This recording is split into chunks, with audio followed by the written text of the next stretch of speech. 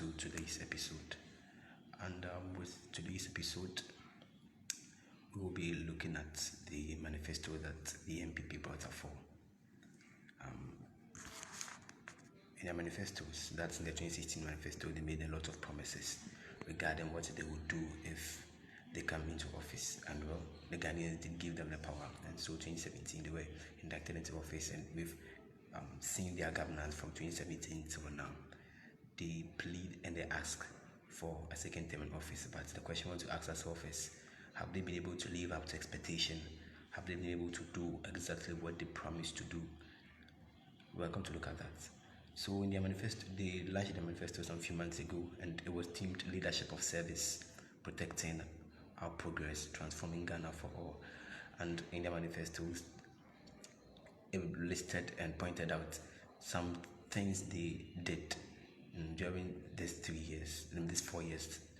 They listed out the promises they made to the Ghanaians and the ones they've been able to deliver, and also they also brought up some policies as to the ones that they would and make sure that they bring it to being if they are given the privilege of leading Ghana for the second time. Now in their manifesto, one very key thing is cited in the manifesto was that they said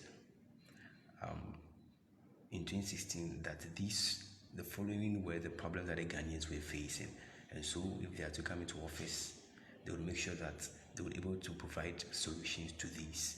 Now these problems that they cited included the declining economic growth, the high and constantly rising inflation and interest rates, the rapidly depreciating currency, high unemployment, especially among the youth.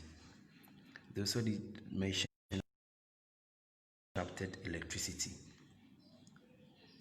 the freeze on the public sector recruitment, the widespread corruption in the public offices, and a whole lot others. Now these were the problems that the NPP cited to be what the Ghanaian, you and I, were facing, and so if they are to come into office, they'll make sure they'll do that. Well, according to the manifesto, they were able to achieve that, and they've categorized it into sectors and sections. So today we'll be looking at the economy. We'll see how the NPP has fared regarding to the economy, if they've been able to do due diligence to the economy, if they've been able to stabilize the economy. I'm going to look at that. Now in the economy, the first thing the NPP said they did was that they've been able to restore overall macroeconomic stability. What it meant was that they've been able to reduce inflation, they've doubled economic growth, they've reduced the rate of exchange rates depreciation, they've reduced the fiscal deficit, and improved external payment positions. And that's what the NPP said they've been able to do regarding restoring overall macroeconomic stability. Now the next thing that they've been able to achieve, or they've been able to do regarding the economy, is that they've been able to reduce the rate that the government borrowed, right? Borrowing is one of the few things that a government can do to generate funds, right? And so the government said that they were able to reduce the rate at which they were borrowing. They even provided statistical inference by saying that between 2008 and 2012, the Ghana's debt stock increased by 267%. Now between 2012 and 2016, the increase was 243%. Now the increase from 2016 to 2019 was 76%, and so with this statistic, we could see that there's been a depreciation at the rate at which government borrowed from 243% to 76%. That is a very huge depreciation, and so that's what the government said they've been able to do regarding the economy. Now the other thing they said they were able to do was to shift the focus of economic management from taxation to able to stimulate production, right? So what it meant was that the NPP government, led by His Excellency President Nana Akufo-Addo, said that they've been able to abolish all these taxes. 15 different taxes they've been able to abolish. Now I'm coming to list out these 15. If you feel that there's some that, well, it was just written for writing's sake and it hasn't really been abolished, you can share your views on it.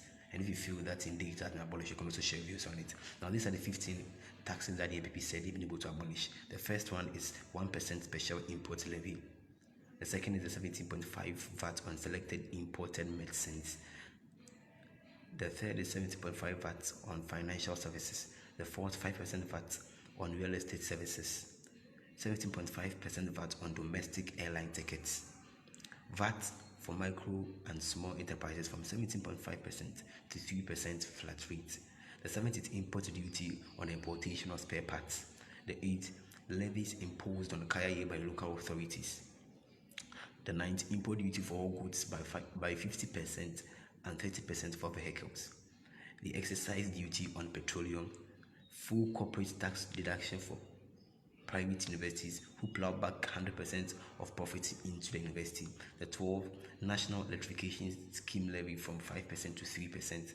The 13th, public lighting levy from 5% to 2%. The 14th, special petroleum tax rate from 17.5% to 13% and introduce specific rates. And the 15th, which is capital gains tax exemption on stocks traded on the Ghana Stock Exchange or publicly held securities approved by the SEC. Now, these were the taxes that the NPP said they've been able to abolish. Well, with some, there was this helter-skelter that was going on among the media in the country regarding the KIA, regarding airline ticketing, and a few others.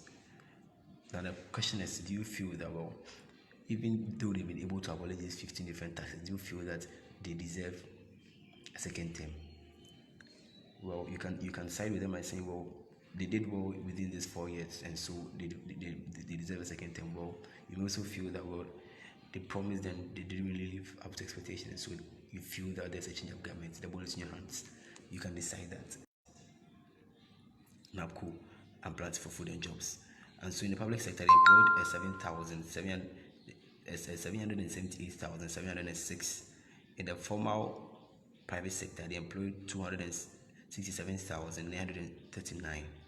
And the government job creation program, 1,008,365. A total of 2,055,010. And so the government said that these were the number of people employed through their special programs like the